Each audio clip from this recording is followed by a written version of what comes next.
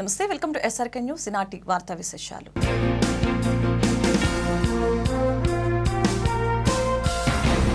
ఈ నెల 14వ తేదీన విశాఖ ఉక్కు ప్రైవేటీకరణను వ్యతిరేకిస్తూ నిరసన కార్యక్రమాలు చేపడుతున్నట్లు ఆల్ ట్రేడ్ యూనియన్స్ నాయకులు మేడ హనుమంతరావు వెల్లడించారు. బ్రాడీపేటలోని సిఐటియు కార్యాలయంలో మంగళవారం హనుమంతరావు మాట్లాడారు. విశాఖ ఉక్కుని పరిరక్షిస్తామని ఎన్నికల సమయంలో ఇచ్చిన హామీలను ప్రభుత్వాలు విస్మరించాయని మండిపడ్డారు. లక్ష్మణరావు ఈ సందర్భంగా మాట్లాడుతూ విశాఖ ఉక్కు కార్మికులను ప్రభుత్వం పొమ్మనకుండా పొగపెడుతుందని ఆరోపించారు. ఈ నేపథ్యంలో రాష్ట్ర వ్యాప్త ఉద్యమాలను చేపట్టబోతున్నామని తెలిపారు. ముత్యాలరావు, అంజిబాబు తదితరులు ఈ కార్యక్రమంలో పాల్గొన్నారు. ఈ నెల 14వ తారీఖున రాష్ట్ర వ్యాప్తంగా విశాఖ స్టీల్ ప్లాంట్ ప్రైవేటీకరణకు వ్యతిరేకంగా నిరసన తెలియజేస్తూ ఉన్నాం. అయితే ఎన్డీఏ ప్రభుత్వం, కూటమి ప్రభుత్వం ఎలక్షన్ ముందు ఎలక్షన్ హామీలో భాగంగా విశాఖ స్టీల్ ప్లాంట్ని పరిరక్షిస్తాము, విశాఖ స్టీల్ ప్లాంట్ ప్రైవేటీకరణ కాకుండా కాపాడుతాము అని చెప్పేసి ఆ రోజు హామీ ఇచ్చి ఇప్పటికీ సుమారు 9 నెలలు అయినా కూడా కేంద్ర ప్రభుత్వం, రాష్ట్ర ప్రభుత్వం కలిపి ఈ రాష్ట్ర ప్రజలని, అక్కడ ఉద్యోగ సంఘాలని మరోసారి మోసం చేయడం క్లియర్గా అర్థమవుతూ ఉంది. విశాఖ స్టీల్ ప్లాంట్ పోరాటం సుమారు 1600 రోజులు గడుస్తున్నా కూడా కంటి తుడుపుగా గత బడ్జెట్లో 11,440 రూపాయలు 440 కోట్లు కేటాయించారు. కానీ విశాఖ స్టీల్ ప్లాంటు 39,000 కోట్ల నష్టాల్లో ఉంది. కానీ చాలకుండా ప్రకటించారు ఆ రోజు. దానికి కూటమి ప్రభుత్వం కేంద్ర ప్రభుత్వాన్ని ఉవ్వెత్తున ఏదో ఈ రాష్ట్రాన్ని సాధించినట్టు, ఘన విజయం సాధించినట్టు ఊరక ముంచేసి అభినందన తెలియజేశారు. కానీ గత నెలలో కాంట్రాక్ట్ కార్మికులు సుమారు 13,000 మంది ఉంటే అక్కడ ఒప్పందం సుమారు 4 దశల్లో మొత్తాన్ని తీసేయడం రంగం సిద్ధం చేసి గత నెలలో 900 మంది కాంట్రాక్ట్ కార్మికులను తీసేశారు. ఇవాళ విశాఖ స్టీల్ ప్లాంట్ పరిరక్షణ సమితి ఆధ్వర్యంలో అక్కడ పోరాటం మళ్ళీ మొదలుపెట్టారు. కాంట్రాక్ట్ కార్మికులు కూడా రెగ్యులర్ ఉద్యోగులకి గత 2 నెలల క్రితం వీఆర్ఎస్ కింద 1250 కోట్ల రూపాయలు ప్రకటించి ఒక పక్క వాళ్ళు కూడా తీసేస్తూ ఉన్నారు. అంటే దీని అర్థం కూటమి ప్రభుత్వం ఎలక్షన్ హామీలో ఇచ్చిన మాట నిలబెట్టుకున్నారా లేదా? జాతీయ ట్రేడులన్నీ కలిపి ఏదైతే కూటమి ప్రభుత్వం హామీ ఇచ్చిందో హామీ నిలబెట్టుకోవాలని చెప్పేసి డిమాండ్ చేస్తూ ఉన్నాం. అధికారంలో లేనప్పుడు కూటమి ప్రభుత్వం విశాఖ ఉక్కును పరిరక్షించాలంటే మేము అధికారంలోకి రావాలని చెప్పేసి పెద్ద ఎత్తున హామీ ఇచ్చారు. ప్రజలు రాష్ట్రంలో ఎక్కడా లేనటువంటి మెజారిటీ ఈరోజు టీడీపీ రాష్ట్ర అధ్యక్షుడిగా ఉన్నటువంటి ప్రాంతం విశాఖ ఉక్కు ఉన్నటువంటి ప్రాంతానికి భారీ మెజారిటీ ఇచ్చారు. కానీ ఆచరణలో ఈరోజు విశాఖ ఉక్కు కార్మికులు పెద్ద ఎత్తున మరోసారి రాష్ట్ర వ్యాప్తంగా ఆందోళన కూడా పూనుకోవాల్సిన పరిస్థితి కూడా ఈ కూటమి ప్రభుత్వమే కల్పించిందని చెప్పేసి సిఐటియు, అదేవిధంగా అన్ని ట్రేడ్ యూనియన్లుగా భావిస్తూ ఉన్నాం. ఈరోజు ఏదైతే విశాఖ ఉక్కు పరిశ్రమలో గత 4 ఏళ్ల కాలంలో 5,000 మంది పర్మనెంట్ ఉద్యోగులు ఉద్యోగ విరమణ చేశారు. రేపు మార్చి నాటికి 1,500 మంది మరోసారి రిటైర్డ్ కాబోతూ ఉన్నారు.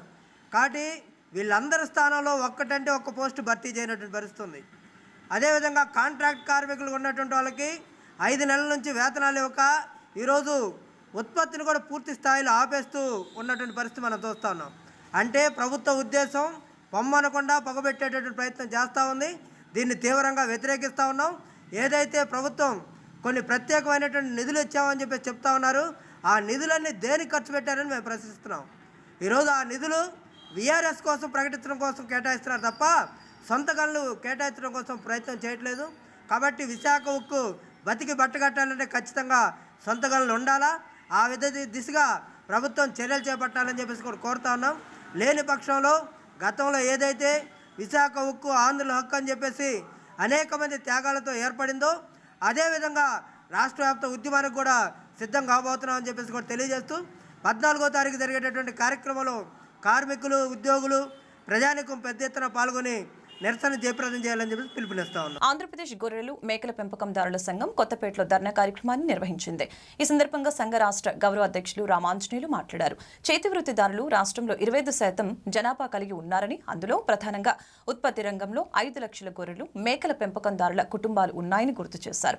రాష్ట్ర బడ్జెట్లో తమ కోసం 2,500 కోట్ల రూపాయలు కేటాయించాలని డిమాండ్ చేశారు. రాష్ట్ర బడ్జెట్లో గొర్రెల కాపరికి 2,500 కోట్లు, గొర్రెల కాపరికి అర్హులైన వారికి సబ్సిడీ రుణాలు, గొర్రెల కాపర్లకి సబ్సిడీ రుణాలు, గొర్రెల కాపర్లకు సబ్సిడీ రుణాలు, గొర్రెల కాపర్లకు 5 ఎకరాల భూమి, గొర్రెల కాపర్లకు సబ్సిడీ రుణాలు, గొర్రెల కాపర్లకు సబ్సిడీ రుణాలు, గొర్రెల కాపర్ల ఐక్యత.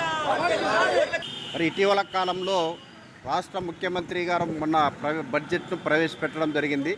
మరి ఈ సందర్భంగా కేవలము మొత్తం వృత్తిదారులందరూ కూడా కేవలము 1,000 కోట్లు మాత్రమే కేటాయించారు. మరి ఆ నైపుణ్య అభివృద్ధి కోసం కేవలం 1,225 కోట్లు మాత్రమే కేటాయించారు. మరి రాష్ట్రంలో చేతి వృత్తిదారులందరూ కూడా 25% జనాభా పైన కలిగి 30 రకాల వృత్తిదారులందరూ కూడా ఉన్నారు. ఇందులో ప్రధానమైనటువంటి వాళ్ళు ఉత్పత్తి రంగంలో మరి ప్రజలకి పౌష్టికాహారాన్ని అందించేటువంటి గొర్రెల మేకల పెంపకందారులు 5 లక్షల కుటుంబాలు ఈ వృత్తిపైన జీవిస్తూ ఉన్నారు. ముఖ్యంగా 2,65,00,000 మరి గొర్రెలు మేకల సంపద కలిగి ఈ రాష్ట్రంలో అత్యంత కీలకమైనటువంటి పాత్ర పోషిస్తూ మరి ఎండనక వాననక మరి పచ్చిక బయలు లేక అడవులకు పోయేటువంటి సందర్భంలో ఫైళ్లు జరిమానాలు విధిస్తున్నటువంటి ఫారెస్ట్ అధికారుల వేధింపులు, గ్రామాల పెత్తందారులు, ఆ రకంగా అత్యంత భూమి లేనటువంటి నిరుపేదలుగా ఉన్నటువంటి గొర్రెల మేకల పెంపకందారులు ఈ రాష్ట్రంలో అనేక సమస్యలు ఎదుర్కొంటూ ఉన్నారు. అత్యధికులు ఈరోజు వృత్తిదారులు, గొర్రెల పెంపకందారులు ప్రధానంగా బీసీ సామాజిక వర్గానికి సంబంధించినటువంటి వాళ్ళే. మరి ఉదయం లేచిన వెంటనే రాష్ట్ర ముఖ్యమంత్రి చంద్రబాబు నాయుడు గారు మాది బీసీల సంక్షేమ ప్రభుత్వం, బీసీల కోసం ఉద్ధరించడం కోసమే మా తెలుగుదేశం ప్రభుత్వం అధికారంలో ఉంది అని చెప్పి గొప్పలు చెప్తా ఉన్నారు.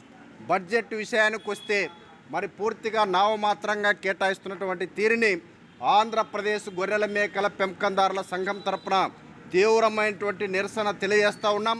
అందుకే ఈరోజు గుంటూరులో రాష్ట్ర గొర్రెల పెంపకందారుల యొక్క సహకార ఫెడరేషన్ కార్యాలయం ఎదుట మొట్టమొదటిసారిగా మా నిరసన తెలియజేస్తాం. అందుకే ఈ సందర్భంగా అనేక సమస్యలు కొట్టుమిట్టాడుతున్నటువంటి సందర్భంగా గొర్రెల మేకల పెంపకందారులు సమస్యలు ఎదుర్కొంటూ ఉన్నారు. వారికి రుణాలు ఇవ్వడంలో కానీ, వారికి అదేవిధంగా వారికి ప్రతి సంవత్సరానికి 4 సార్లు నట్ట నివారణ మందులు ఇవ్వాలి. అదేవిధంగా సీజనల్గా వచ్చేటువంటి వ్యాధుల కోసం ఈ రాష్ట్ర ప్రభుత్వం పశు వైద్య అధికారుల ద్వారా వైద్యం అందించాల్సిన అవసరం ఉంది. ఈ నెల 27వ తేదీన రిటైర్డ్ ఆర్టీసీ ఎంప్లాయీస్ అసోసియేషన్ చలో విజయవాడ కార్యక్రమాన్ని చేపడుతుందని అసోసియేషన్ రాష్ట్ర ప్రధాన కార్యదర్శి గంగాధర్రావు వెల్లడించారు. పాతగుంటలో సిఐటియు కార్యాలయంలో మంగళవారం చలో విజయవాడ కార్యక్రమానికి సంబంధించిన సన్నాహక సమావేశం జరిగింది. ఈ సందర్భంగా గంగాధర్రావు మాట్లాడారు. జనవరి 2020 తర్వాత రిటైర్డ్ అయిన ఉద్యోగులు లీన్ ఎన్కాష్మెంట్ నగదు ఇప్పటికీ రాలేదని, ఫలితంగా తాము ఆర్థికంగా ఇబ్బందులు పడవలసి వస్తుందని ఆవేదన వ్యక్తం చేశారు. తమ న్యాయమైన డిమాండ్లను సాధించుకోవడం కోసం చలో విజయవాడ కార్యక్రమానికి పిలుపునిచ్చామని చెప్పారు. సంఘ కోశాధికారి రాజారావు తదితరులు ఈ సమావేశంలో పాల్గొన్నారు. ఇవాళ రాష్ట్రంలో రిటైర్డ్ ఎంప్లాయీస్ సమస్యలు విపరీతంగా పెరిగినాయి. రిటైర్డ్ అయిన తర్వాత పెరుగుతూ ఉన్నాయి. అనేక విన్నపాలు చేశాం. కొన్ని మాకు సహకరించారు. ముఖ్యమైన డిమాండ్లని పెండింగ్లో పెట్టారు. దానివల్ల ఆర్థికంగా రిటైర్డ్ ఎంప్లాయీస్ చాలా ఇబ్బంది పడుతున్నారు. ప్రధానంగా 1/1/20 నుంచి 24 వరకు రిటైర్డ్ అయిన వాళ్ళు లీవ్ ఎన్కాష్మెంట్ డబ్బులు రావాలి. ఆ లీవ్ ఎన్కాష్మెంట్ డబ్బులు అడుగుతుంటే గవర్నమెంట్ ఫండ్స్ పంపలేదు అంటారు. ఆ గవర్నమెంట్కి లెటర్ రాసినా కూడా వాళ్ళు పంపట్లేదనేది వాళ్ళు చెప్తున్నటువంటి అధికారులు చెబుతున్నటువంటి అంశం. గవర్నమెంట్ పంపాలి, మరి ఎందుకు పంపటలేదు? రెండోది, 1996 నుంచి 2014 వరకు హైర్ పెన్షన్ కోసమై మా దగ్గర డబ్బులు వసూలు చేసింది యాజమాన్యం. హైర్ పెన్షను అర్హత లేదండి. పెన్షన్కి మేము అప్లికేషన్ పెడితే మీకు అర్హత లేదండి. పెన్షన్కి అవసరమై డబ్బులు కట్ చేసి హైర్ ఆప్షన్కి మాకు అర్హత లేదని ఇప్పటివరకు ఆ డబ్బులు ఇవ్వలేదు. 10 ఏళ్ళు అయిపోయింది. 10 ఏళ్ళ నుంచి వాళ్ళ దగ్గరే పెట్టుకొని అట్లాగే కొనసాగిస్తూ ఉన్నారు. ఇంకొక అంశం, హెచ్ఈఎస్ హాస్పిటల్ అనేది పెట్టారు.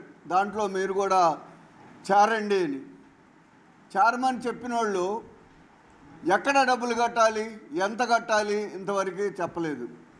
అందువల్ల అది ఎంత కట్టాలి, కట్టే డబ్బులు ఆర్టీసీ యూనిట్లలోనే మేము కడతామనేది చెప్తా ఉన్నాం.